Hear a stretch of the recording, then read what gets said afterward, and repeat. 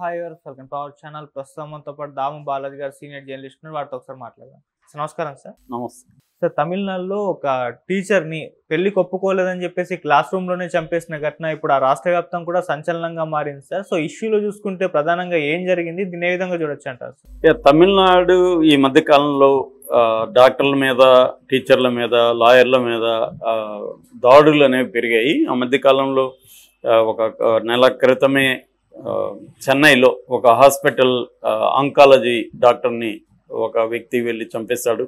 వాళ్ళమ్మ క్యాన్సర్ అని, ఆమెకి రాంగ్ మెడిసిన్స్ ఇచ్చాడని అతను నమ్మి వెళ్ళి ఆ డాక్టర్ని పొడిచేసి వచ్చేసాడు. ఇంకొక చోట నిన్ననే హోసూర్ దగ్గర ఒక లాయర్ని కోర్టు ఆవరణలోనే అతి దారుణంగా చంపేశారు. ఇప్పుడు మనం చెప్పుకునే స్టోరీ తంజావూరులో పట్టుకోటై తాలూకాలో జరిగింది. మల్లిపట్నం అనే ఒక గ్రామం ఉంది. అక్కడ గవర్నమెంట్ హయ్యర్ సెకండరీ స్కూల్ అది. ఆ స్కూల్లో టీచర్ని పట్టపగలు అందరూ చూస్తూ ఉండగా 10 గంటలకి ఒక వ్యక్తి వచ్చి ఆమె స్టాఫ్ రూమ్ నుంచి బయటికి వస్తుంటే అతి దారుణంగా పొడిచేశారు. విద్యార్థులు, టీచర్లు అందరూ చూస్తున్న సందర్భం అది. ఆమెను ఫస్ట్ గొంతు మీద పొడిచాడు, తర్వాత కడుపులో పొడిచాడు. చంపి నిదానంగా నడుచుకుంటూ వెళ్ళిపోయాడు. ఎవరు ఏమీ చేయలేని పరిస్థితి.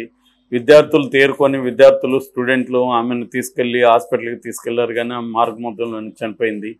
సో ఇది ఒక్కసారిగా షాకుకి గురి చేసిన మొత్తం రాష్ట్రాన్ని, తమిళనాడు రాష్ట్రాన్ని. సో ఎందుకు ఆ వ్యక్తి చంపేశాడు, ఎవరు ఆ వ్యక్తి అనుకున్నప్పుడు మదన్ అనే వ్యక్తి అతని పేరు. ఆమె పేరు రమణి. ఆమెకి 26 ఏళ్ళు, ఈ అబ్బాయికి 30 ఏళ్ళు. సో మదన్ ఎప్పటి నుంచో ఆమెని లవ్ చేస్తున్నాడు, బట్ ఆమె ఒప్పుకోవట్లేదు. కానీ మదన్ ఏం చేశాడంటే వాళ్ళ ఇంట్లో వాళ్ళని ఒప్పించి వీళ్ళ ఇంట్లో వాళ్ళని ఒప్పించారు. ఇద్దరు ఇంట్లో వాళ్ళని ఒప్పించి పెళ్లి చూపులు ఏర్పాటు చేశారు. పెళ్లి చూపులు చూసుకున్నాక ఇద్దరికి ఇంట్లో వాళ్ళకి కూడా ఓకే అనుకున్నారు. బట్ ఈమె నేను పెళ్లి చేసుకున్నాను రిజెక్ట్ చేసింది. దాంతో ఇతను హర్ట్ అయ్యాడు. నేను ఇంత జాగ్రత్తగా పెద్దవాళ్ళని ఒప్పించి చేస్తే కూడా నీకెందుకు ఇదవుతుంది, అదే అరేంజ్డ్ మ్యారేజ్ చేసుకునేదానివి కదా అనే టైప్లో ఇతనికి హర్ట్ అయిపోయాడు. దాంతో చంపాలని నిర్ణయించుకున్నాడు. ఇంకా నాకు దక్కదీమే అని డిసైడ్ అయిపోయాడు. నాకు దక్కనేది ఇంకెవరికి దక్కకూడదు అన్న యాంగిల్లో వచ్చి చంపేశాడు. ఇది ఎందుకంటే టీచర్ని ఒక స్కూల్లో ఇలా చంపడం, అది ఎక్కడో బయట చంపుంటే ఇంత ఇది కాకపోవచ్చు, కానీ స్కూల్లో విద్యార్థుల ముందు చంపేసరికి విద్యార్థులంతా కూడా దాన్ని డైజెస్ట్ చేయలేక చాలామంది సైకలాజికల్ ఇష్యూస్ వచ్చేసాయని చెప్తున్నారు విద్యార్థులకి. దాంతో స్కూలు ఇది వదిలేరు. మన ఎడ్యుకేషన్ మినిస్టర్ అన్బిల్ మహేష్ పొయ్యమొలి, ఆయన హయ్యర్ ఎడ్యుకేషన్ మినిస్టర్, వీళ్ళందరూ కూడా విజిట్ చేశారు స్కూల్ని, వాళ్ళ ఇంటిని. స్టాలిన్ దీని మీద స్పందించాడు ముఖ్యమంత్రి. వాళ్ళ ఫ్యామిలీకి 5 లక్షలు ఇమ్మీడియట్ పరిష్కారం ఇచ్చాడు. దాని తర్వాత అతన్ని అరెస్ట్ చేశారు. మదర్ని అరెస్ట్ చేసి ఆధారాలు అవన్నీ కూడా కలెక్ట్ చేసి కోర్టుకు పెట్టారు. అట్లాగే రాష్ట్రంలో ఉన్న ప్రతిపక్షాలు ఎడప్పాటి పళనిస్వామి కానీ మిగతా పొలిటికల్ పార్టీలు కానీ తీవ్రంగా విమర్శిస్తున్నారు. డిఎంకే అరాచకాలు పెరిగిపోయినాయి. డిఎంకే పాలనలో విపరీతంగా క్రైమ్ రేట్ అనేది బలంగా పెరిగింది. ముఖ్యంగా టీచర్ల మీద, డాక్టర్ల మీద, లాయర్ల మీద పెరిగిపోయిందని చెప్తున్నారు. రాష్ట్ర హెడ్ మాస్టర్ల సంఘం కూడా ఆందోళన వ్యక్తం చేసింది. అంటే గవర్నమెంట్ స్కూళ్ళల్లో కూడా సెక్యూరిటీ కావాలి, ఇలాగా డిమాండ్ చేయడం అనేది మొదలైంది. ఈమె తమిళ్ టీచరు. టెంపరీగా యాక్చువల్గా తమిళ్ లాంగ్వేజ్ చెప్పడానికి ఒక 1 year ముందే ఈమెను వాళ్ళు అపాయింట్ చేశారు, టెంపరీ టీచర్గా తీసుకున్నారు. సో ఈమె ఊహించే అవకాశం కూడా లేదు. అతను చంపుతాడని ఊహించలేదు. అతను ఏదో గతంలో లవ్ చేస్తున్నాడని, నేను చేయట్లేదు అనింది. అయిపోయింది, పెళ్లి చూపులు చేశారు. అందరికి ఇష్టమైనా కూడా నాకు ఇష్టం లేదు అతని పట్ల, అతని బిహేవియర్ సరిగా లేదనో ఏమో, మొత్తానికి ఆమె ఇష్టం లేదని చెప్పింది. సో ఇష్టం లేదని చెప్పడం వల్లనే ఇతను హర్ట్ అయ్యి చంపేశాడని చెప్తున్నారు. ఇప్పుడు ఏంటంటే ఆ స్కూల్ కూడా మూసేశారు. ఆ విద్యార్థులకు అందరికీ సైకలాజికల్ కౌన్సిలింగ్ ఇప్పించాలని కూడా విద్యామంత్రి ప్లాన్ చేశాడు.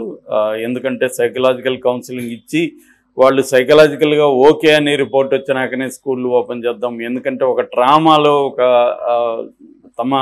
తాము ఇష్టపడ్డ టీచర్ని తమ కళ్ళ ముందే చంపేస్తే చిన్నపిల్లలు వాళ్ళు తట్టుకోలేక వాళ్ళు చాలా డిస్టర్బ్ అయిపోయారు. చాలామంది ఏడుస్తున్నారు, జ్వరాలు వచ్చేస్తే కొంతమందికి భయపడి, అటువంటి ఒక పరిస్థితి ఉంది.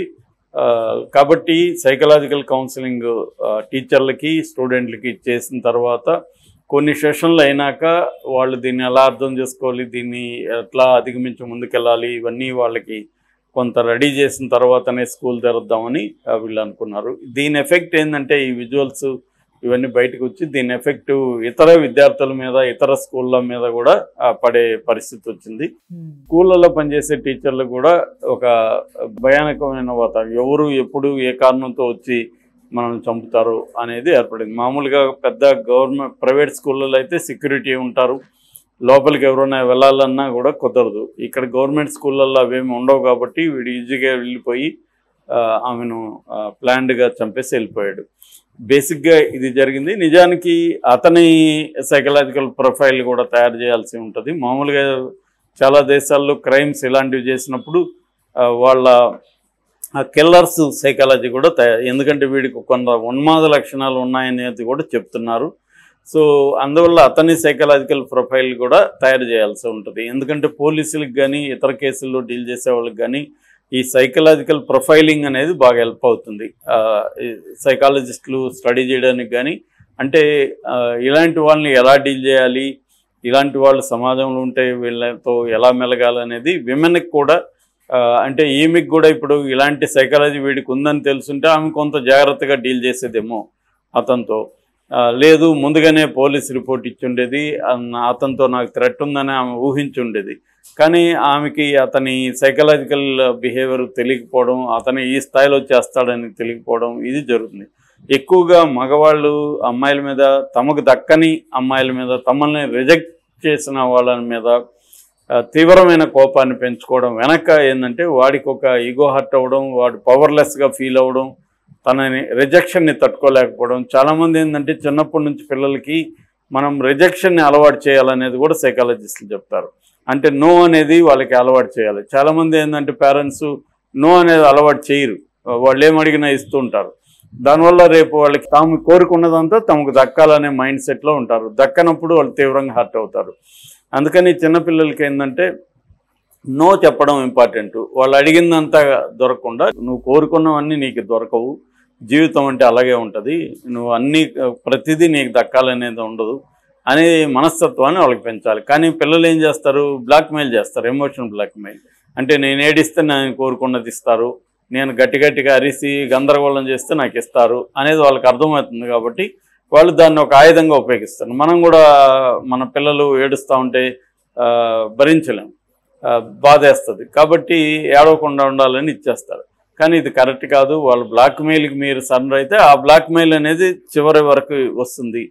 అట్లాగే చిన్నప్పుడు పేరెంటల్ లవ్ సరిగ్గా లేనప్పుడు కూడా వాళ్ళు ఏం చేస్తారంటే, ఫర్ ఎగ్జాంపుల్ మదర్లీ లవ్ లేనప్పుడు అమ్మాయిల రిజెక్షన్ని కూడా వాళ్ళు తట్టుకోలేరు. ఎందుకంటే మదర్లీ లవ్ లేదు, పేరెంటల్గా వాళ్ళని కేరింగ్గా చూసుకొని పరిస్థితులు కూడా వీళ్ళు అలాగా ఒక యాంటీ సోషల్గా మారిపోవడం, తమని కాదన్న వాళ్ళ మీద పగ పెంచుకోవడం. నిజానికి ఇప్పుడు ఆ అమ్మాయి ఇతనికి ఇష్టమైంది, ప్రపోజల్ చేశాడు, అమ్మాయి కాదనింది.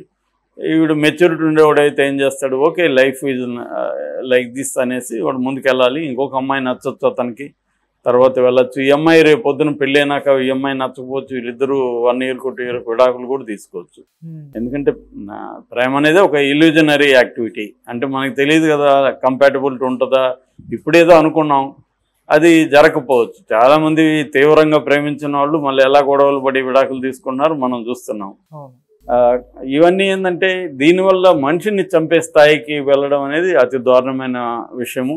దీనికి ఖచ్చితంగా ప్రొఫైలింగ్ తయారు చేయాలి. అట్లాగే సైకలాజికల్గా ఈ సంఘటన ఉపయోగించుకొని ఆ స్కూల్లో ఉన్న పిల్లలకి కూడా కౌన్సిలింగ్ కావాలి. అంటే అమ్మాయిలకి మీకు ఇటువంటి ఇష్యూస్ వచ్చినప్పుడు ఎలా డీల్ చేయాలి, అబ్బాయిలు మిమ్మల్ని ఎవరైనా రిజెక్ట్ చేస్తే మీరు అటువంటిప్పుడు ఎలా దాన్ని డీల్ చేయాలి అన్న కౌన్సిలింగ్లు కూడా అవసరం. నిజానికి నేను చాలాసార్లు చెప్పాను, స్కూళ్ళల్లో కాలేజీలో కనీసం ఒక కౌన్సిలర్, సైకలాజికల్ కౌన్సిలర్ ఒకరు ఉండడం అనేది చాలా ఇంపార్టెంట్. ఇటువంటి వచ్చినప్పుడు ఎలా డీల్ చేయాలి. ఇప్పుడు ఈ అమ్మాయికి ఇటువంటి ప్రాబ్లం ఉండి ఆల్రెడీ నన్ను ఒక అతను గట్టిగా అన్నప్పుడు ఆ సైకాలజిస్టులకి ముందుగా చెప్పుంటే కనీసం అతను లేదా ఆమె పోలీసులను కూడా అలర్ట్ చేసేది, ఈ అమ్మాయిని ఒక అతను ఇలాగా బెదిరిస్తున్నాడు అని. ఇదేంటంటే ఎవరికి తెలియదు, సడన్గా అతను వచ్చి